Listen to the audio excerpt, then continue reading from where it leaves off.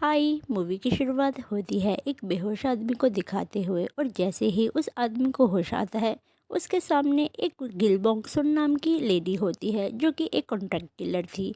और वो उसे बोलती है कि मैंने हद पर वार नहीं करती, जिसके बाद वो उसे भी एक वेपन दे देती है, जिसके बाद उन दोनों में टक्कर की लड़ाई होती है जहाँ पर वो आदमी भी उसका बराबर मुकाबला कर रहा था। तो गिल बॉक्सन लास्ट में उसे गोली मारकर मार डालती है और फिर अपने घर चली जाती है जहाँ पर वो अपनी बेटी के साथ एक न्यूज़ देख रही थी।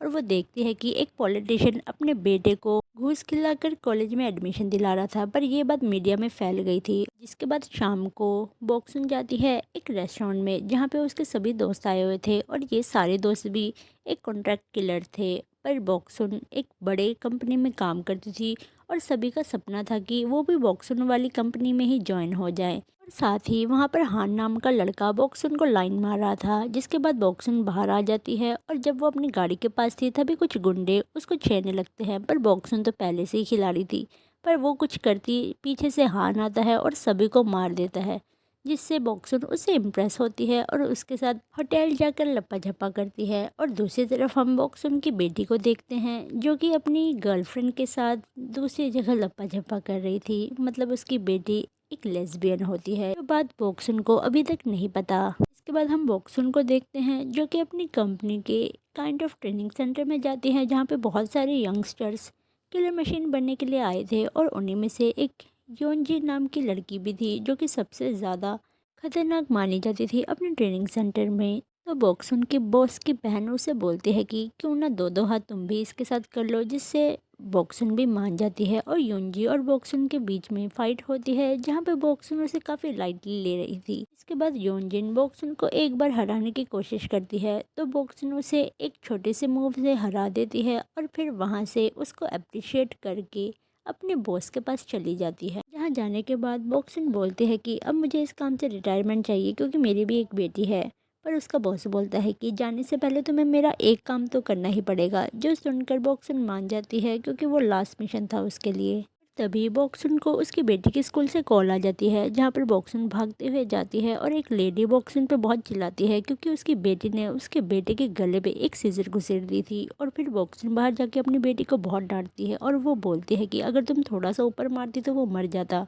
तो बॉक्सन की बेटी बोलती है कि मैं तो वही चाहती थी, जो सुनकर बॉक्सन काफ़ी ज़्यादा हैरान हो जाती है। जिसके बाद सीन शिफ्ट होता है योनजी और बॉक्सन को दिखाते हुए जो कि उसी पॉलिटिशियन के बेटे को मारने आए थे जो कि शुरुआत में दिखाया गया था। और यहाँ पे बॉक्सन को समझ आ जाता है कि इसका बाप अपने बेटे को मरवा कर पब्लिक से सिंपैथी बटोरना चाहता है ताकि वो जीत सके। पर बॉक्सन अपना प्लान ड्रॉप करके घर चली जाती है। पर अगले दिन टीवी में वो सुनती है कि उस लड़के ने खुदकुशी कर ली, जो देखकर वो काफ़ी ज़्यादा हैरान हो जाती है। पर तभी बॉक्सन की बेटी उसके पास आती है और फिर अपनी सारी सच्चाई बता देती है कि वो एक लेस्बियन है। साथ ही वो बताती है कि उस लड़के ने उसके और उसकी गर्लफ्रेंड के बीच के प्राइवेट मोमेंट्स को शूट कर लिया था, जिस कारण वो हमें ब्लैकमेल कर रहा था। साथ ही वो मेरी गर्लफ्रेंड को भी गलत तरीके से टच कर रहा था, जो देखकर मुझे गुस्सा आ गया और मैंने उसके गले में एक सीजर से स्टैब कर दिया।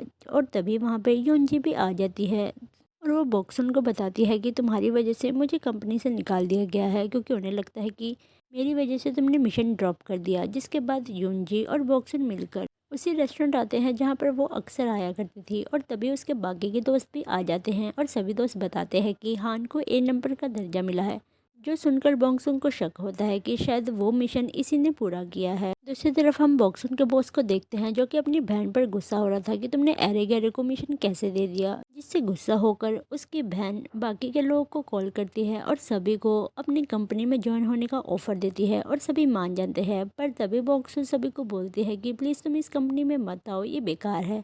पर कोई भी उसकी बात नहीं मानता और सभी बॉक्सन को मानने लगते हैं।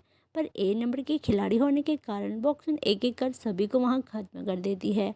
पर वो योनजी को नहीं मारती। जिसके बाद वो योनजी को अपने बॉस के पास लेकर जाती है और बोलती है कि मैंने इसकी वजह से प्लान ड्रॉप नहीं करा था और तुम इसको अपनी कंपनी में रख लो। और फिर बॉक्सन अपने घर चली जाती है जहाँ पे उसकी बेटी बोलती है कि मेरा ब्रेकअप हो गया। और साथ ही वो अपनी मॉम से पूछती है कि आप किसी तरह के एजेंट हो क्या, आपके ड्रॉर में मैंने एक गन देखी थी। तो वो हाँ में जवाब देती है। जिसके बाद हम बॉक्सन का बॉस चामिन क्यू को और उसके साथ के लोकल गैंग्स को देखते हैं जो कि उससे पूछने आए थे कि तुम्हारी किलर ने हमारे कुछ आदमियों को मार दिया है, पर वो साफ इनकार कर देता है। जिसके बाद वो युंजी के बारे में पूछते हैं, पर वो बोलता है कि वो भी जिंदा नहीं है क्योंकि चामिन क्यू ने खुद ही अपने हाथों से युंजी को मार दिया था, जिससे दूसरे बंदे का गुस्सा पारा चढ़ने लगता है। तो वो उसे लड़ाई करने आता है, पर चामिन क्यू उसे टेबल पे पटक पटक कर मार डालता है और सभी वहां से चले जाते हैं। दूसरी तरफ हमें बॉक्सो दिखाई जाती है, जिससे चामिन क्यू की बहन को मार दिया था क्योंकि उसे युंजी के बारे में पता चल गया था। और फिर हमें चामिन क्यू दिखाया जाता है, जो कि अपनी बहन का बदला लेने के लिए बोंगसुक को अपने पास बुलाता है और फिर वो उसे मारने की कोशिश करता है। पर बोंगसुक पहले से ही बहुत ट्रेन खिलाड़ी होती है, तो वो उसे धाराशायी करने लगती है।